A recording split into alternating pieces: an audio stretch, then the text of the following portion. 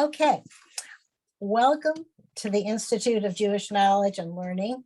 Tonight, we will be learning with Rabbi Akiva Mann and Rabbi Allan Tuffs for our 13th annual IJKL and Temple Beth El Sukkah celebration. So rabbis, whenever you are ready, please begin. Okay, welcome everyone. Chag Sameach, Chag Sameach. Sukkot is such a wonderful, such a large.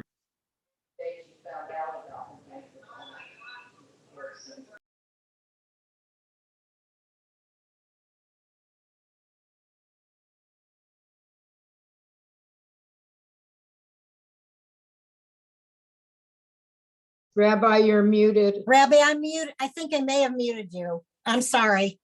You need to just unmute yourself, or I will do it if I can. Okay, got it. Yeah. Sorry. Sukkot is such a large holy day. It is an all-encompassing sacred day. We will only be scratching the surface tonight. But I think you would agree with this, that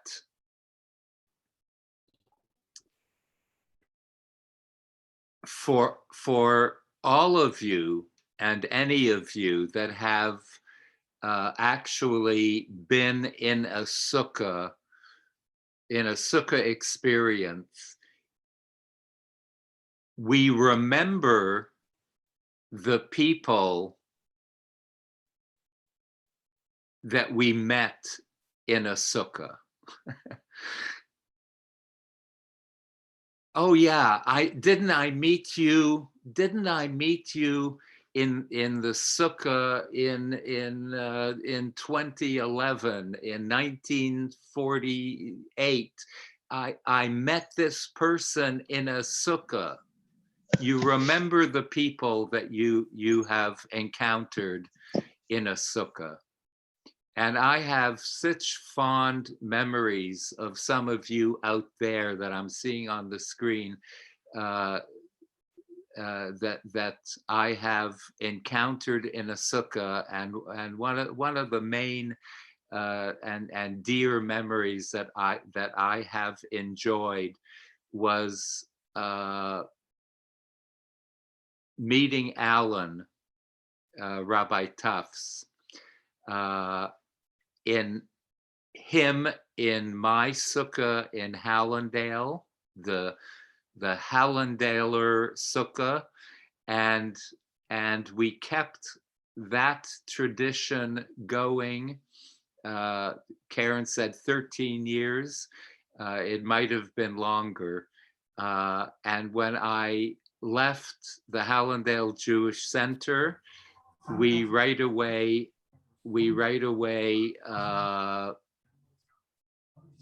established. I didn't have a shul any longer, and Allan and I 13 years ago consecutively met in the Sukkah of Beth El Synagogue in Hollywood, Florida, and we have kept the tradition going on only because of a very strong relationship that we have forged together on a communal level and on a personal level. I consider Allan one of the great rabbis of Southern Florida, and a dear friend. And our congregations, and then with the and then our institute, the Institute of Jewish Knowledge and Learning, have continued this relationship. And we find ourselves in 2021 here together. So it's a great honor for me to continue this tradition with Allan and with members of Allan's congregation and community, that we keep on this tradition, and hopefully for years to come. So before I start a little bit, Allan, please introduce yourself so people know when you begin your words of wisdom on Sukkot, any aspect of the broad nature of the spirituality that lies behind these sacred days, so we get to know you on a personal level. Well, I'm Rabbi Allan, and I'm so glad to be with my friend, Rabbi Akiva. Now, we've been good friends, well, for a quarter of a century now. Can you believe that, Akiva? Yeah. Well, and I think we've been actually doing this more than 13 years. I believe so. It's I think it's fake news. I think it's more than 13 years. Yeah. So, well, this is a special year for me. This is my. I'm going next year. I'm going to be transitioning to the position of Rabbi Emeritus, and so maybe I can be involved next year as well. I will be a little bit on the sidelines, but I hope to be a fairly active, helpful, but Rabbi Emeritus, and I'll still be in the community, this community that I love so much. Akiva, did you want me to begin with a little teaching, or do you want to? I think I'm going to begin with a song. Oh, that's always nice. I think I'm going to begin with a song. The title of Sukkot in our liturgy is Zaman Simchatenu, the season of our joy. And to an extent, I will be later explaining exactly why Sukkot and its description, the season of our joy, what is so joyous about it, and I think Kim there she is. why exactly is the accolade of Zaman Simchatenu interconnected with Sukkot? So, Chavra, let's begin with a little song here.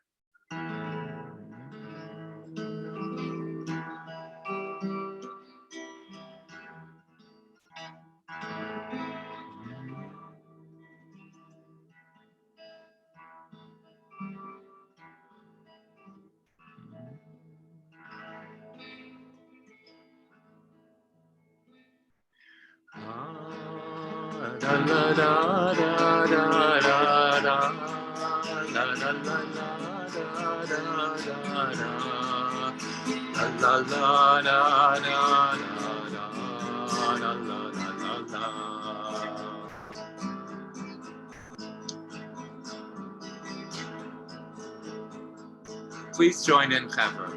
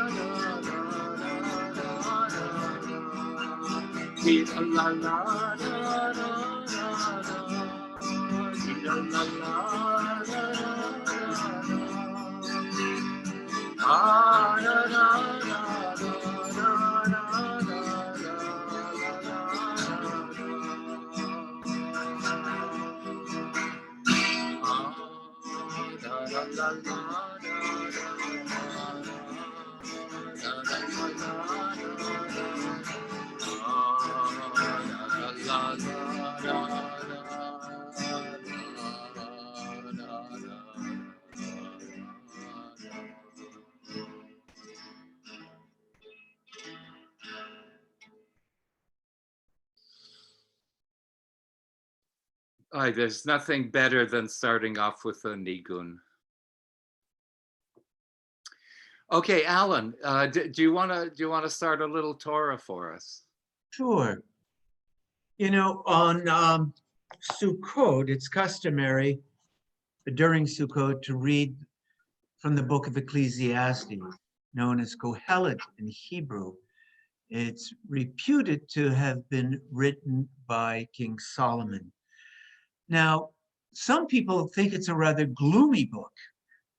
Some people wonder why it's placed in the Bible when it's so gloomy. Most or many of the traditional translations of the first word, hevel, is vanity. He begins this whole series of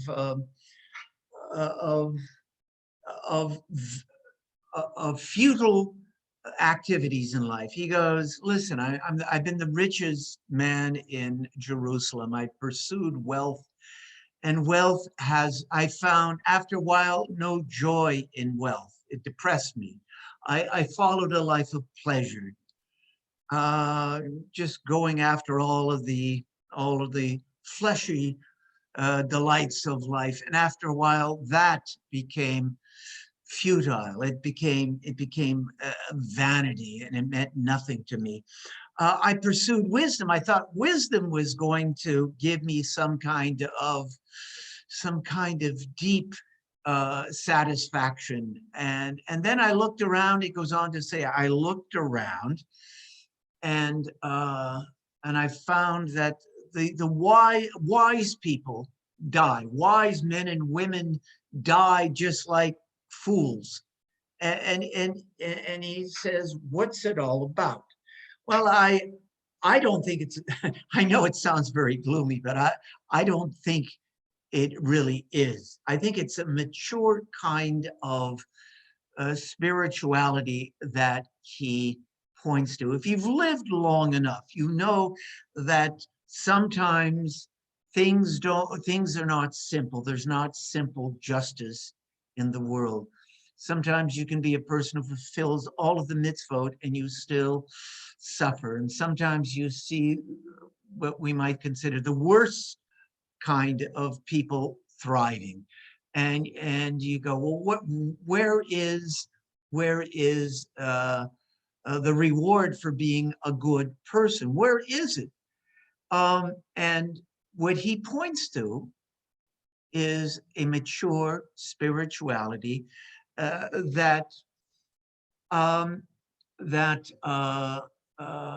accepts the vagaries of life and some of the contradictions. A few years ago, our dear friend, and many of you know Rami Shapiro, wrote a beautiful translation and a very, I think, a very fair translation of the book of Kohelet. And in his introduction, I think he gets at what King Solomon was talking about. I'm going to read it to you. I'm going to read the introduction to his translation of the book of Ecclesiastes, or Kohelet. I was part of a painfully polite clergy panel on religion and justice, when the audience Q&A turned delightfully heated. Rabbi, you're full of crap. You, your God, your religion, it's all crap. The speaker, or more accurately, the screamer, identified himself as a Jew, an atheist, and a socialist. All you clergy type are just full of it. Enemies of the people is what you are. You get us to dream of pie in the sky while we're starving here on earth. Show me one book of your so-called Holy Bible that speaks the truth. One book, just one, and I'll shut up. Just one. Ecclesiastes, I said. What? Ecclesiastes, the book of Ecclesiastes, written by a man called Kohelet, the assembler of wisdom. The most honest book in the entire Hebrew Bible.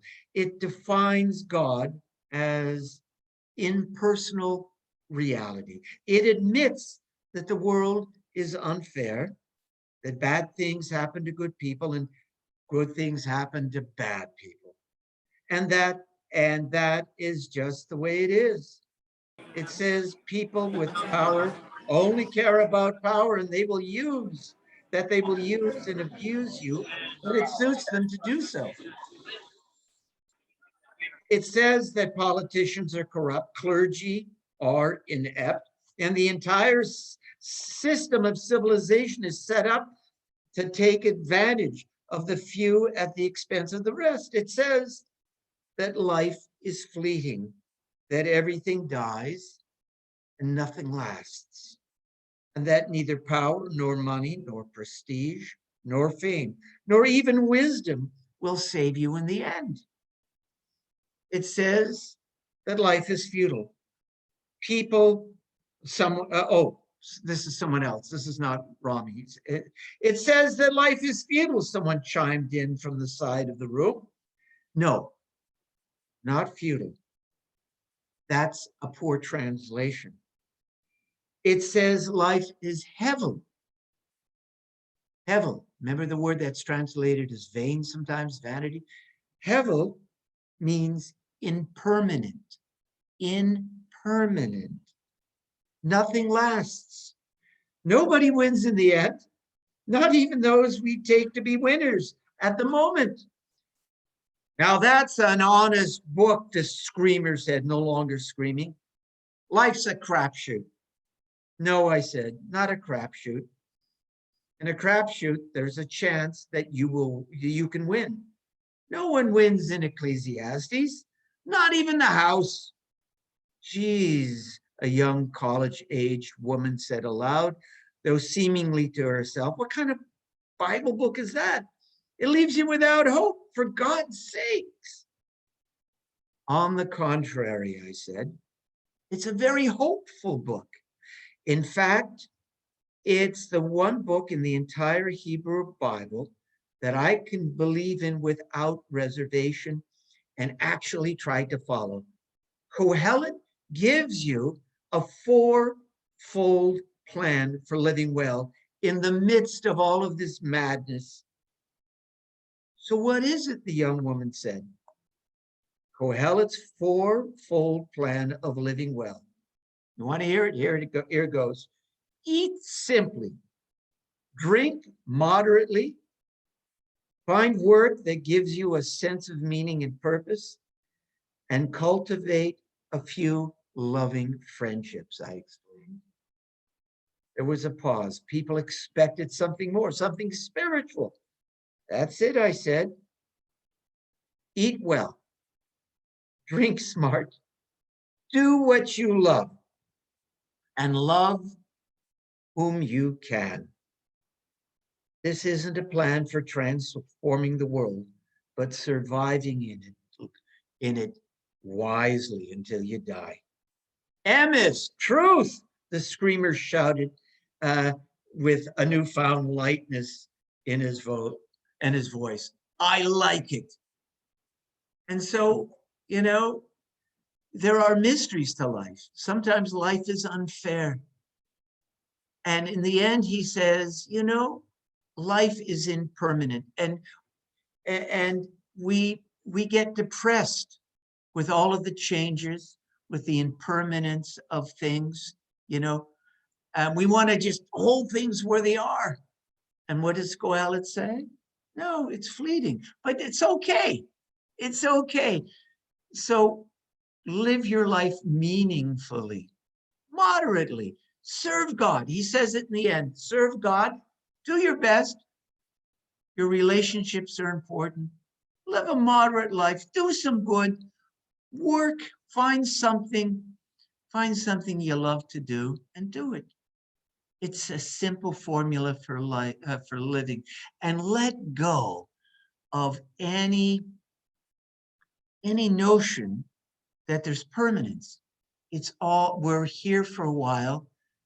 Just serve God. Be the best person you can in this life. And if you do that, your life will be well lived. And, I just find that to be a beautiful message. It's not pie in the sky. Everything is going to be ducky if you do everything right. But you get this deep sense of satisfaction and centeredness if you accept the impermanence, the hevel of life, and just get on with the business of living the best way you can.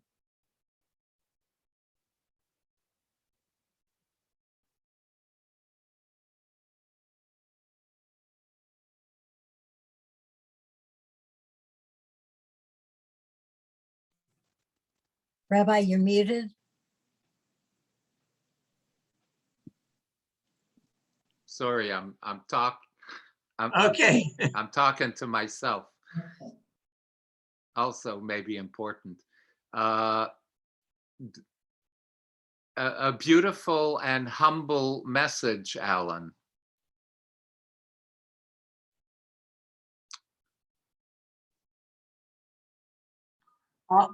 Can I say something here? Dodie asks, why is this read on Sukkot? I've thought about this over the years. Sukkot comes right around the time as the days are growing shorter, right? There's a little more darkness, especially up where you are in Chicago. It's colder and a little darker.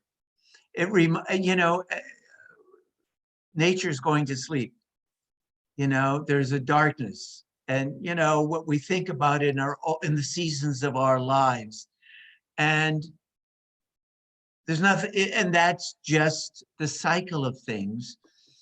And I suppose, an idea that has occurred to me, that it makes a lot of sense at the fall. You live in this frail hut, the sukkah. Get used to it. That's your life. You thought that you were going to be permanent. We men, when we were young, we thought we were, we were going to live forever. I guess maybe young women felt the same thing, but we guys, we really thought we were invulnerable, right? And Sukkot comes along and says, you know what? You're not. This too will pass. We don't want to tell the young people we know, hey, this too will pass. You'll get old. You'll get older sometime, and there'll be some losses. But it's okay. It's accept the seasons of your life, and get on with the business of living, and don't fret too much about permanence. And Dodie, I think the fall, right at the beginning of the fall, is the which is Sukkot, right? Usually, it seems like a very appropriate book.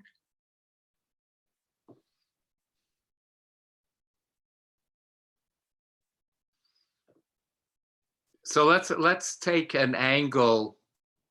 Alan has given us one angle of how to look at Sukkot through the eyes of Kohelet.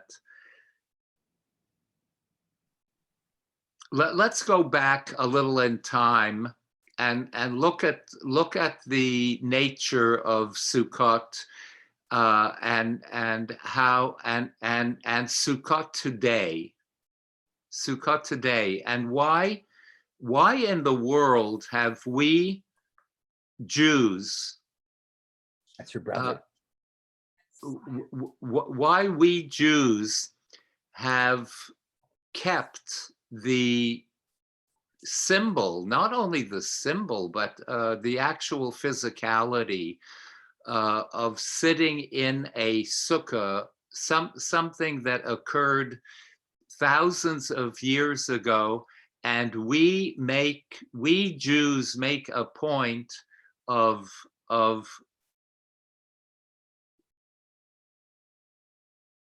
re-establishing a tradition, a necessity that occurred thousands of years ago, and we insist in this technological modern age of actually going out of our way to build this little hut, this little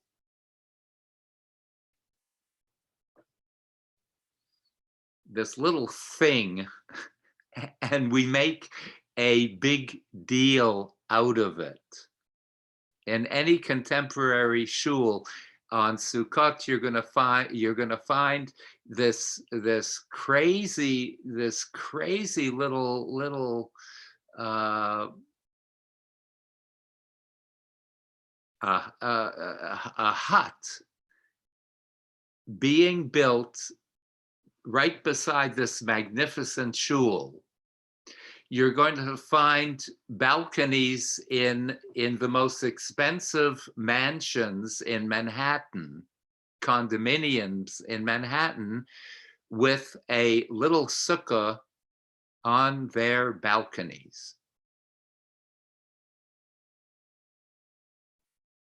Why? Let's bridge these two phenomena. Let's go back to the Torah. Sukkot in the Torah and in the desert was a fact of life. And in the Talmud, there is a discussion when the Torah says, Bas Sukkot teshvu, you shall sit in the sukkah for all generations to come, forever and forever. You shall resemble on these 7 days, you shall sit in the sukkah as the Israelites, as your ancestors have sat in the Sukkot in the desert. There is actually a discussion in the Talmud. One school of thought is Sukkot mamish, mamish. Really, they really sat in huts. And another school of thought was they could have sat in Sukkot, but the Sukkot that the Torah is talking about is not the sukkah hut, but it was rather the sukkah hut was a metaphor for something else. Big deal that they sat in huts. Of course they had huts. They were in the desert and they were hot and they needed some form of protection. Why should we be carrying that on? So the second school of thought is that it was not really the sukkah in the physical sukkah hut that we are celebrating. Rather, it was, the sukkah was a metaphor for anane hakavod, for something extraordinary that occurred in the desert, and the sukkah was only a metaphor for the cloud, anane hakavod, the clouds of glory. It was really the divine protection that was, the Torah was really calling the sukkah. It was really something transcendent that the Torah is pointing to. And both schools of thought acknowledge and admit that both were real. The little sukkah, the hut, was real, and that the anane hakavod, that the clouds of glory, the divine protection, both were real, both were very real. And even hundreds of years later, as time progressed for the Israelites, in the times of the first temple and the second temple, the living and the dwelling and the eating in the sukkah was a tremendously well observed mitzvah. In fact, the Talmud records that there was no celebration in the entire annual celebrations of holy days. There was no celebration that was more significant, more celebratory, more exuding simcha, pure, unadulterated communal joy, than the festival of Sukkot. There was no sense of communal ecstasy that was celebrated and exuded more than the festival of Sukkot. And the question is, why? What is the simcha element of Sukkot that exceeded all other holy days? And I just want to impart one simple message. The reason why Sukkot, the simcha of this particular mitzvah, why it was more grand than any other holy day was, and this is a thought that was brought to my attention by Jonathan Sachs.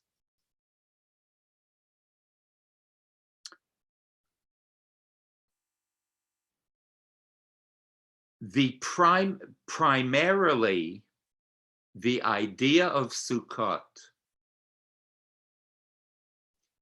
brings to light the idea that we as Jews never forgot where we came from.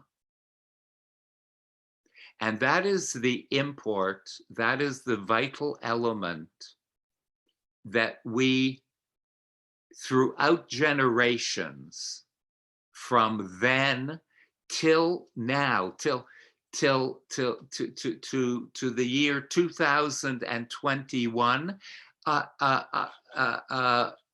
after the Messianic era, we will still be observing, and we will still be building our little Sukkot, even after the Messianic era. And we have to ask ourselves, why? Once we transition to such an enlightened era, we really are still going to be building our little sukkah, living in little huts, when probably in the time of the Messianic era, we're going to be living like in the era of technology, well above, you know, what we saw in the cartoon, the Jetsons. We nearly are coming to that era of automatic cars. We will not be driving cars. Cars are going to be driving us. And we're not going to be doing it on highways. I don't think this is unrealistic. We're not going to be doing it on highways. We're going to be doing it in the air, as we are seeing today, that citizens of the world are going into orbit, and we have to be realistic about that. I do believe that we are going to be space travelers. And I also firmly believe, as space travelers, wherever Jews live, we are still going to be building little Sukkot.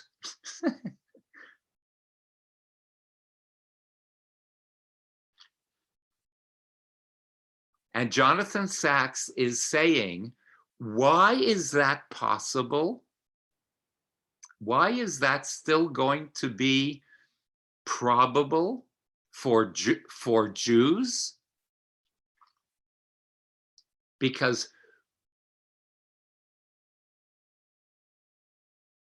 the reason is because we are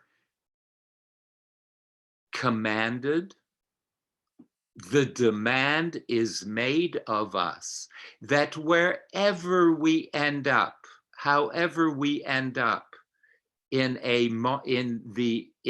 modern technological era, we are bidden never to forget where we came from. Never to forget our origins, because a nation, a people that forgets its origins, a nation that forgets its youth, its childhood, the struggles that it took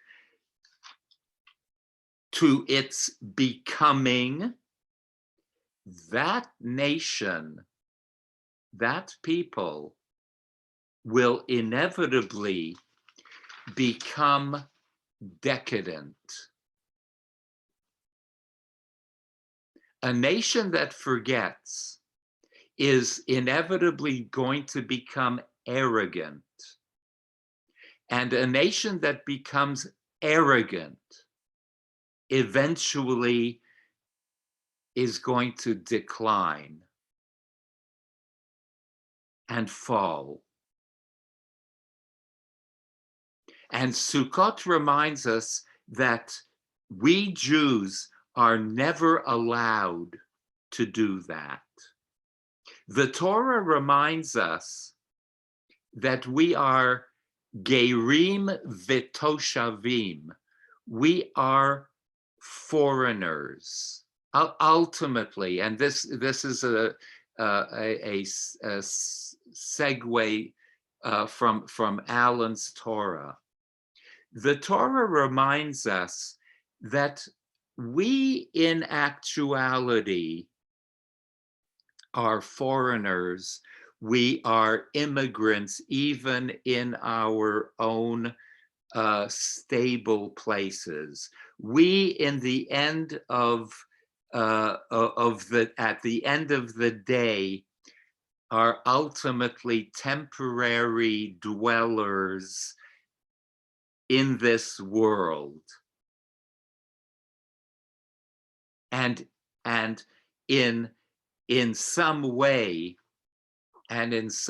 friends, this is a deep Torah from the Ishbitzer. In some way, even divinity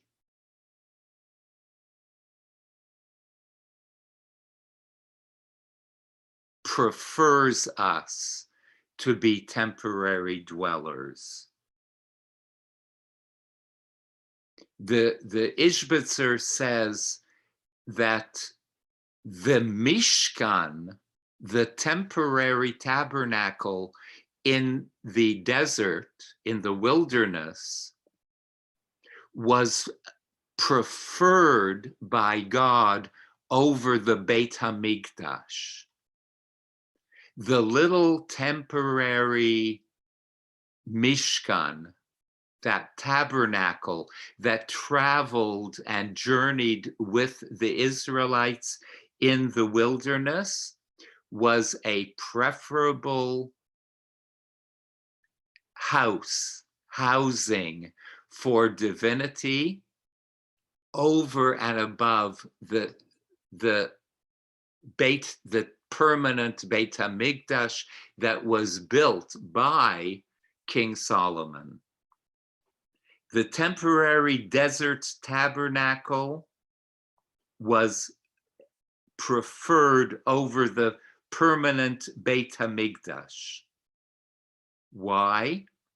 Because the Mishkan, that little portable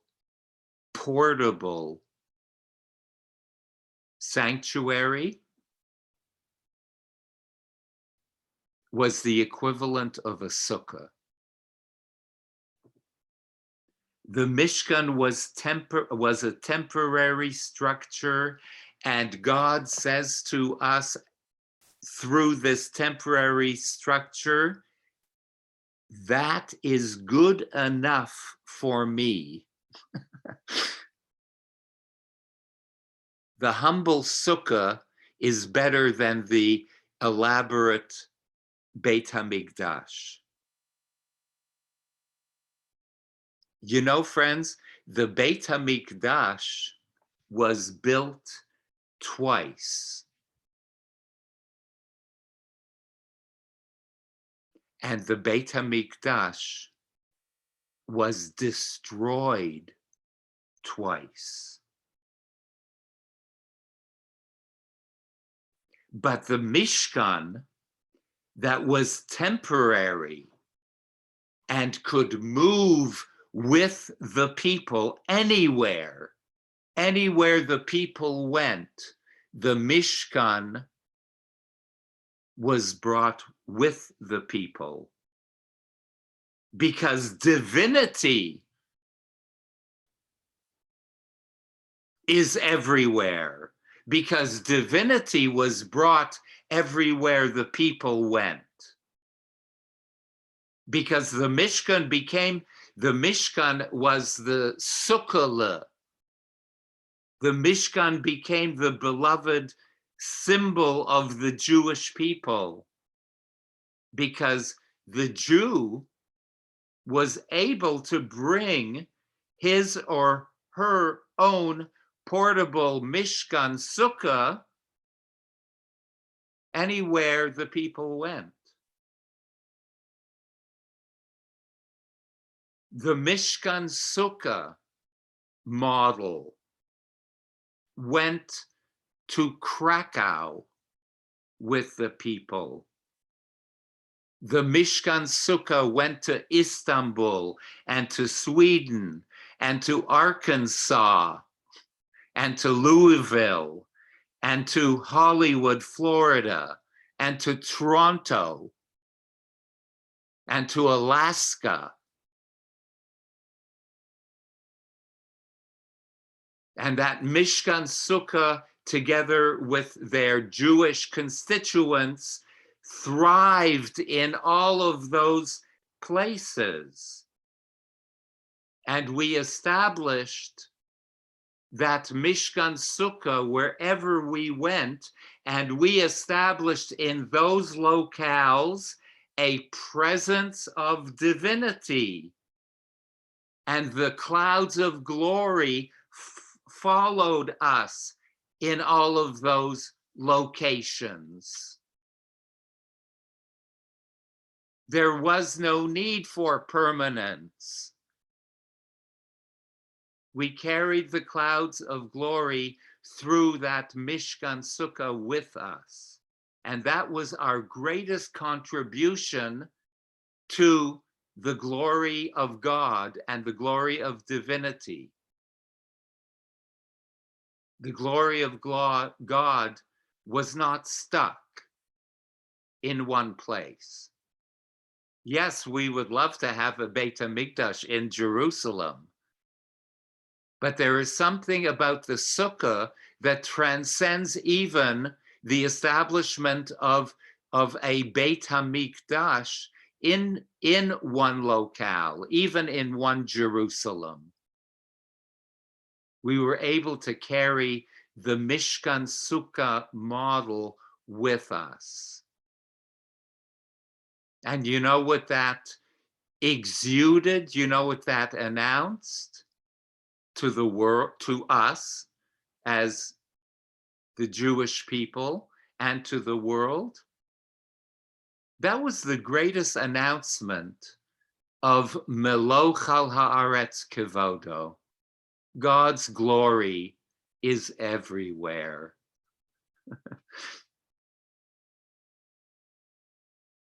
The temporary, the Mishkan Sukkah model, the temporary becomes the permanent. And the permanent becomes temporary. That is the hidden message behind the Sukkah hut. All we really need, Chevra, when we really think of it, if you want to take this metaphor even to a deeper level, all we really need is a small, temporary space in any locale. All we need is a small and dafka temporary space combined with a little inner will and a sprinkling of faith. And we can bring the presence of divinity and the clouds, the anane hakavod, the clouds of glory into our surroundings anywhere and everywhere, if we will it. The Sukkah has a tremendous, tremendous spiritual message. We can bring the anane hakavod, the clouds of glory that followed the Israelites in the wilderness. We can bring that into our homes, into our Zoom rooms, and we can feel its presence with us where you are in your kitchens or in your living rooms or in your bedrooms right now. That is the message of the little sukkah. We don't need large amounts of grand amounts of money to build temples, sanctuaries, to feel the divine presence. That is the message of the sukkah. The sukkah can be humble. It can be built anywhere. Its portability teaches us something about divine presence. We can place schach, just leaves that you found on the side of the road. You can take schach and put it on top of our little whatever hut, whatever situation we find, whatever space we find for ourselves, and the schach hanging over the roof become the kruvim. They become those golden angelic angels covering our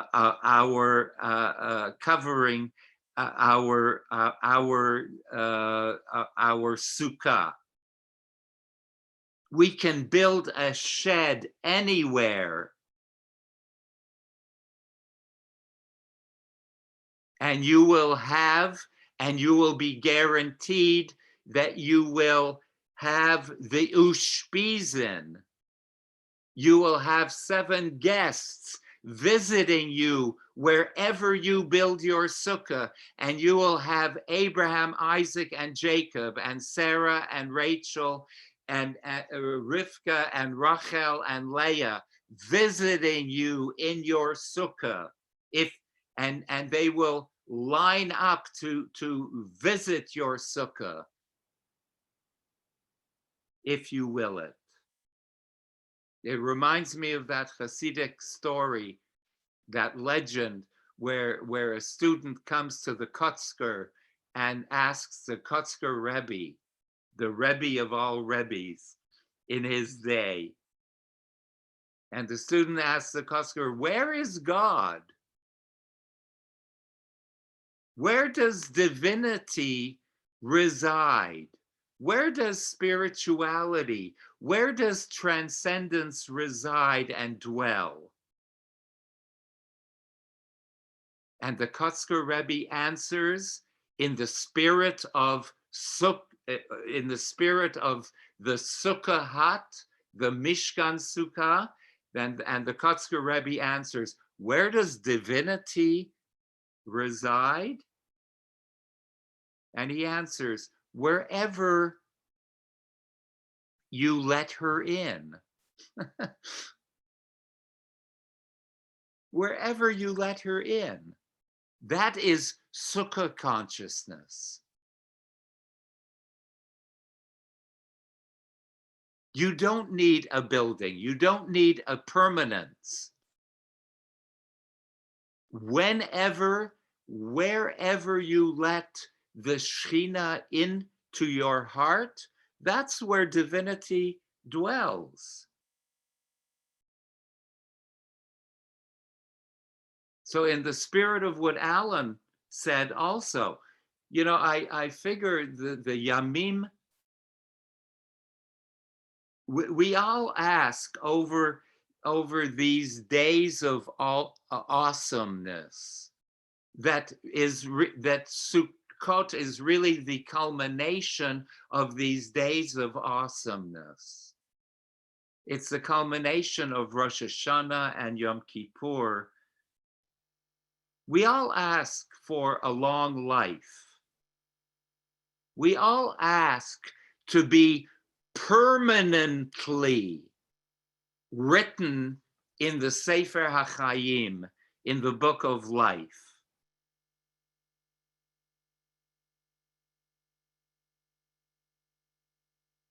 And the Sukkah comes to teach us a profound insight, a profound message, that we ought not to obsess with permanence.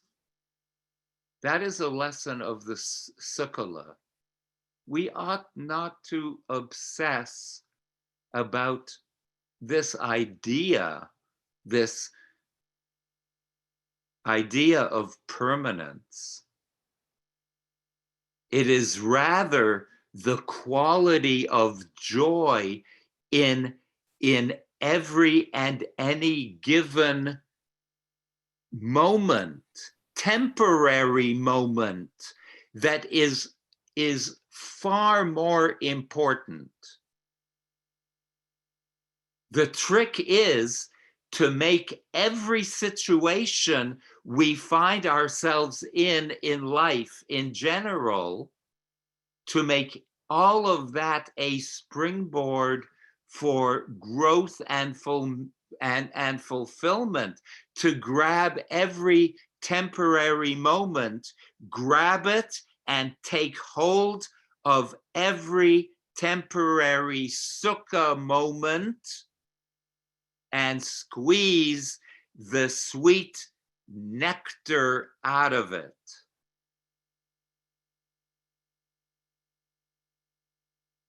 The trick, the sukkah trick, is to take every moment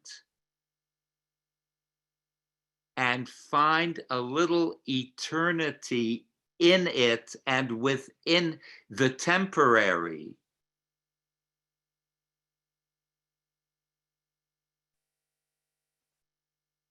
And if we are able to do that, it's squeezing the nectar, the sweet nectar out of the temporary moments that we have.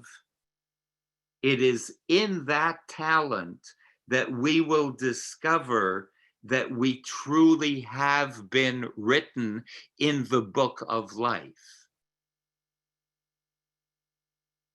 The sukkah message is, in temporariness,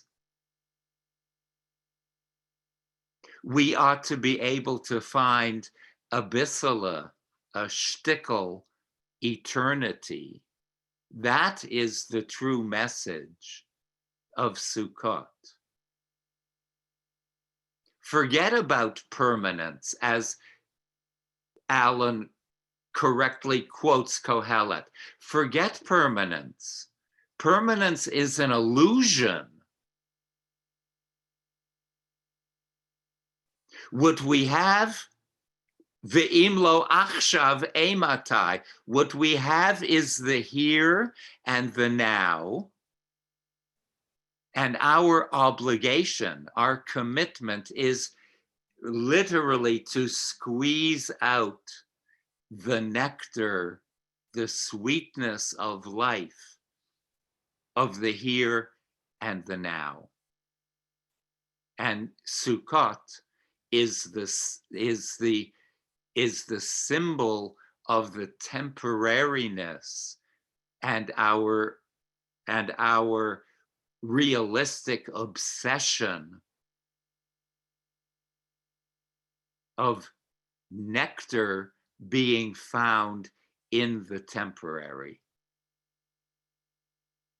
And that is why Sukkot is called Zman Simchatenu. That is, we find the joy in the sukkah that reminds us of the temporariness of life and the absolute preciousness of each moment that we are able to take, to take breath. Because hevel, the word for vanity in Hebrew, hevel is also the word for breath.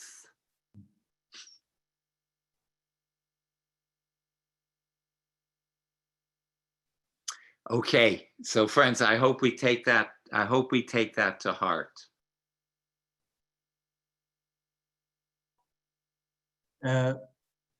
Akiva, when I was living up in Bucks County, my kids attended the Abrams Hebrew Academy, which was a fairly traditional day school. They had a lot of Orthodox teachers. I don't know if you know the Abrams Hebrew Academy. And I remember we always built a sukkah, and ours was pretty simple. We hung some gourds, and we would have as many meals out in it as we could. And I remember my kids were invited to Lakewood, New Jersey, Yeah. to see a real sukkah, right? Oh, yeah. And we got there. I remember we were at this Hasidic rabbi's house, and the sukkah was absolutely beautiful. Um, he had strung electric lights in it. He had a little heater in it. He had a bed in it, a beautiful table. It was and there was beautiful. There was a tablecloth and lovely silverware and dishes in it. This is Lakewood, Yeah, yeah. yeshiva in Lakewood. Yeah, it wasn't Okay. she was in Okay. a private.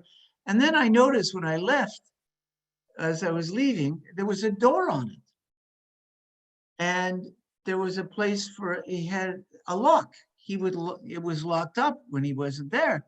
Uh-huh. And I was thinking, maybe he missed the idea a little bit. It was just a little too fancy. In my little sukkah, the squirrels could come and eat any of the hanging fruit and steal my gourds, and it was fine. And I thought maybe he's a little worried that someone is going to come and steal his lovely, dishes and silverware. And it just, I never said anything because I wanted to be a gracious guest. But I just thought, maybe it's a little too permanent.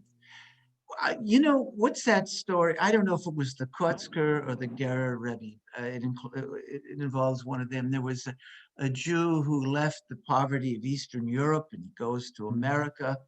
He becomes very wealthy. He hears about in his town. I'm not sure if I think it was the Kotzker, and he wants to visit him.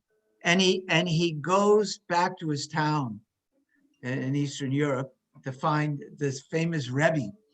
He's a wealthy guy now. He's a Yankee, right? So he goes to town and he says, well, where's the Rebbe living? And they say, well, he's down at the end of the street, this road. And he looks and he sees this, a little shack of a place. And he goes in and he meets the Rebbe. And the Rebbe's very joyous and very hospitable. And this Jew from America looks around and he says, there's hardly anything in it. He's got a simple table, a few chairs, nothing there. I mean, it was really, it was very bare except the absolute necessities. And so the Jew from America says, Rebbe, where's your furniture? And the Rebbe says, where's yours? American says, I'm just passing through. And the Rebbe says, me too. I'm just passing through myself. I think it was the Kotzker. I think that it was about the Kotzker. I'm not sure. Yeah. That's an important. We're all passing through, Chevra. We're all passing through. And we have to be so, sometimes we have to exercise such mindful awareness in each given moment, friends, in each given moment, catch ourselves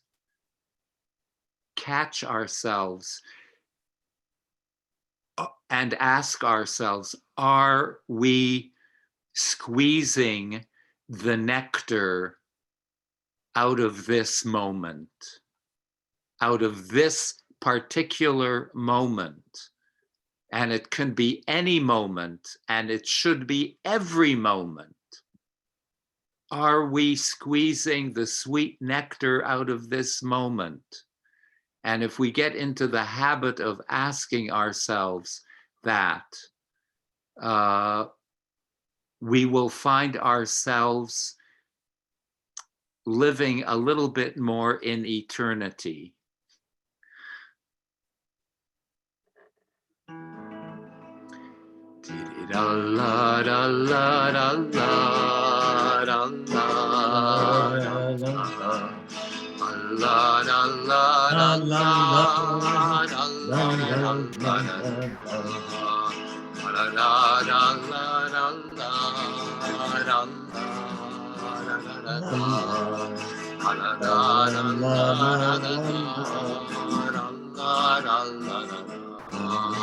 Barchenu Avinu Kulanu Keach Kulanu Yachad Yormanecha Allah